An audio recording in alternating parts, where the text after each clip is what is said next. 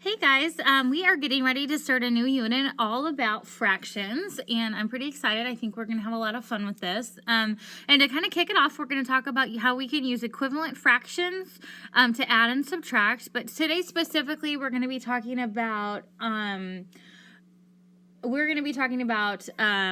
numbers that are compatible, which means that they have a common denominator. Okay, so let's just jump in. Let's talk really quick about our vocabulary we're going to be hearing during this unit. Numerator is going to be our number at the top of our fraction. So it sits on top of our fraction bar. Okay, our numerator is going to sit on the below our fraction bar.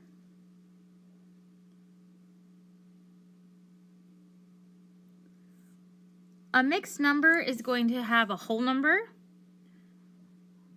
with a fraction.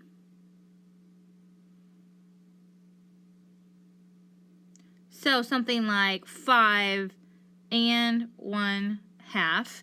And a unit fraction is going to have a 1 as our denominator. Kind of ran off there. Sorry about that. So those are vocabulary words that are going to be really helpful for us, okay? Okay, so let's say that we have the two fractions, 2/5 and 1/6. And what I want to do is I want to put these together. Let's say I want to add them, okay? So I can't add 2/5 and 1/6 because they do not have common denominators. The 5 and the 6 are different. So I need to look at those numbers and I need to figure out what is the lowest number both of these will go into. So hopefully you said in this situation 30, because I know that 5 times 6 is 30. So I'm going to go ahead and put 30 as my numerator in both of these problems, okay? And so to get 30, I had to multiply 5 by 6.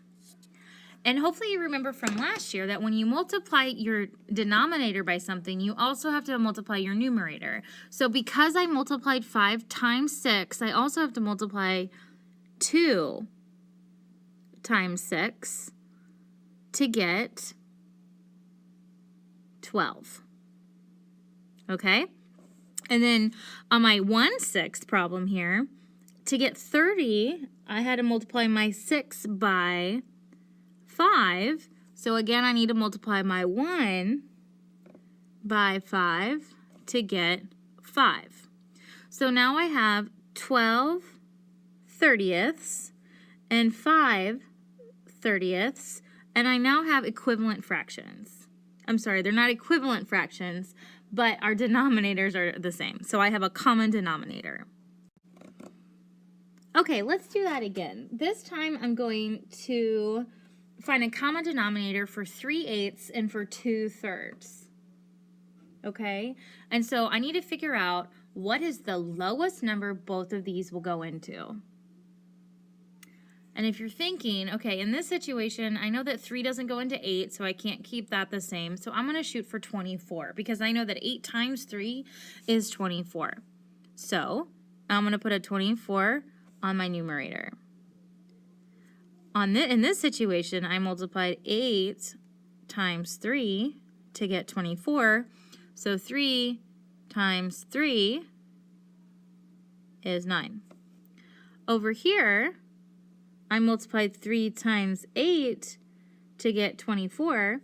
I also need to multiply 2 times 8 to get 16. So now I have 9 24ths and 16 24ths that gives me common denominators.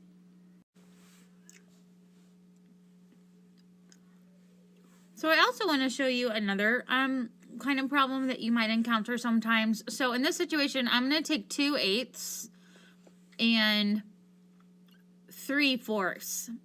And in this situation, I also want to have common denominators. Okay? So hopefully you're seeing, again, you have to decide what is the lowest number that you can multiply by each number to get a similar denominator. In this situation, we know that 4 times 2 is going to give us 8. So we don't have to do anything to 2/8. We can actually leave it the same. We're not multiplying or doing anything in this situation. And then to get 8 on the bottom here, I multiply 4 by 2. So then I'm going to multiply 3 by 2 to get 6. So in this situation, we didn't have to do anything to our first fraction. We only had to change the second. So just be careful that you don't always have to multiply to get your smallest common denominator. That's all we have for today. Thank you guys so much for watching. And your joke is, why was the math book always worried? See you soon.